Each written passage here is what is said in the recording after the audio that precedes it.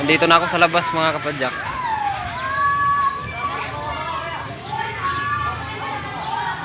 Wala magandang kawayan. Yung kulay green. Kulay green pa. Yung ganito ang kulay oh.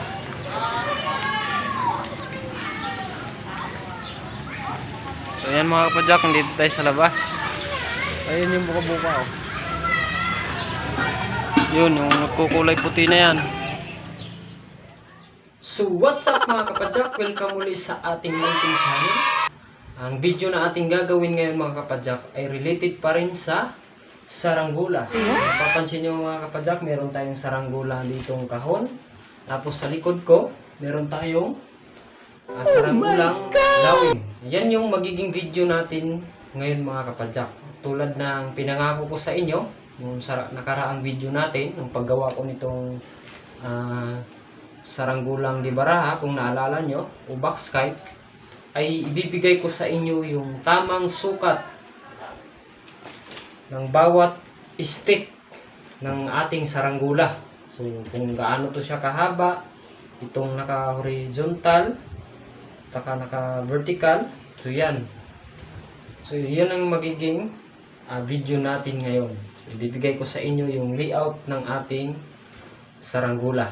Pero bago natin umpisahan ang video na to mga kapadyak, kung ikaw ay bago pa lang sa aking channel, ay mag-subscribe ka na at pa-click na rin ako ng notification bell para ma-notify ka sa mga bago nating video na i-upload. At yun na nga mga kapadyak.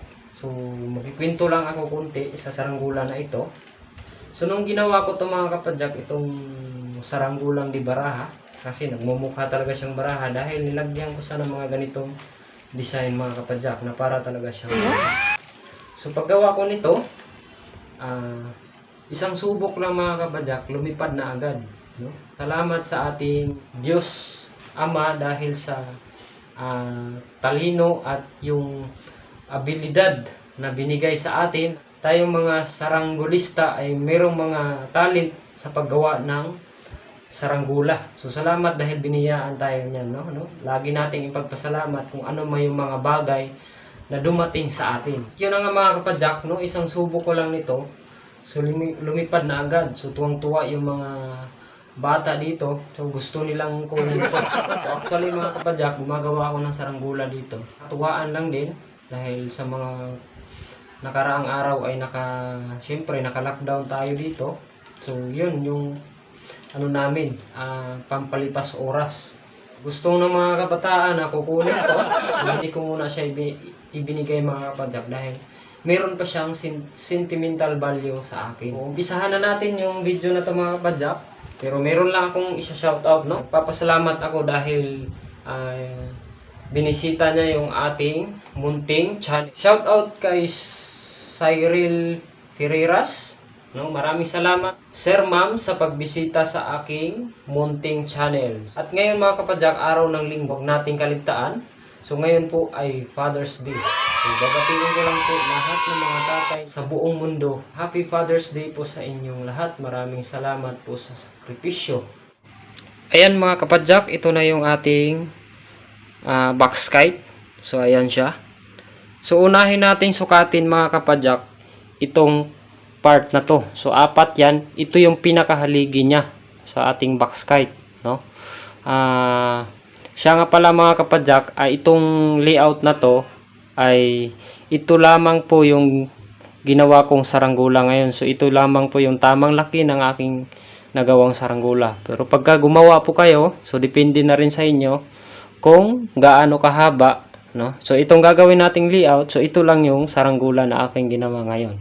So ayan siya mga kapadyak. So unahin natin tong apat na haligi. So itong isa, dalawa, tatlo, tsaka pang-apat. So ayan siya. So actually mga kapadyak, sinukatan ko na siya para mabilis tayo, no? Dahil tulad nga ng kasabihan, time is gold. Meron tayo ditong papel at saka ballpen. So pasensya na kayo kung hindi ako nakabili ng marker o pentel pen, no? So itong unahin natin mga kapadyak, ito yung pinakamalaking ano niya. Ayan siya. So yung pa-vertical, no? Kasi apat siya eh. So apat na haligi niya. So apat. So unahin natin 'to. Yan.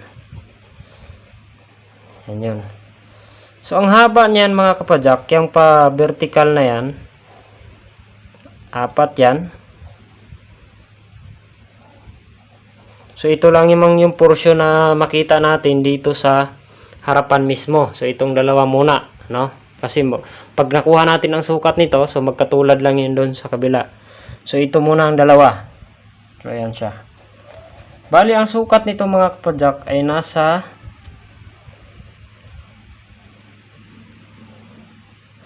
26.5 cm. So ganyan lamang kahaba siya mga kapadyak, dahil medyo maliit lang yung ating ginawa, dahil yun lang yung kaya ng aking tansi. So ayan siya mga kapadyak. So meron tayo ditong 26.5 cm. So apat na haligi, so dapat magkatulad yung kanyang sukat. So ayan siya, 26.5. Ngayon naman mga kapadyak, itong pa-square. So ayan siya. So ito yung mga square na ating ginawa, no? Ayan siya. So una tayo dito sa taas, susukatin natin papunta dito. So yan yun, yung pa-vertical na yan. So itong part na to. So ang sukat niyan mga kapadyak ay simula dito sa taas. Simula dyan sa taas papunta dito. Simula dito sa taas papunta dito ay 9.5 cm. So ganun din sa kabila, 9.5 cm. Ayan siya, pa-square yan, no? So kapag nakuha nyo na yung tamang mga kapadyak, yung sukat, ganun din yun sa kabila, parehas lang din yun. So ito yung ito yung haba niya dito, no, na portion. So ayan siya, 9.5 cm.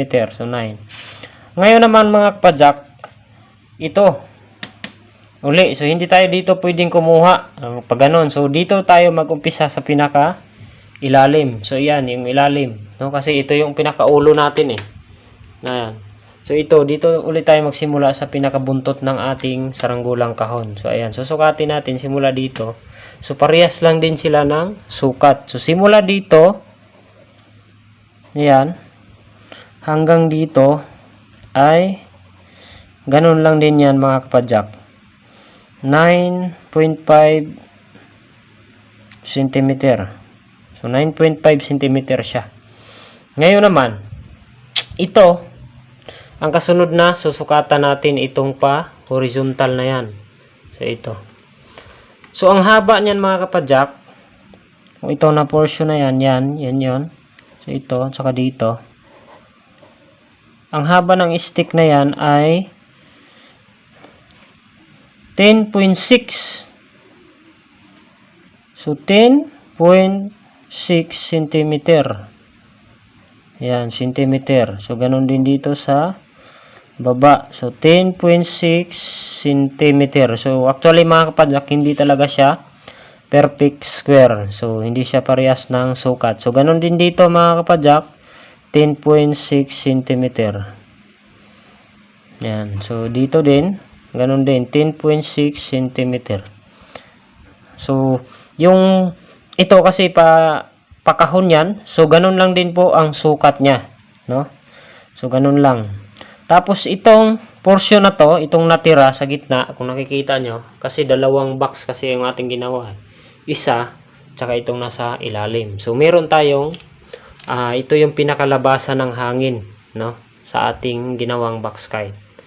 So, ang sukat niyan, simula dito hanggang dito, is 7.5.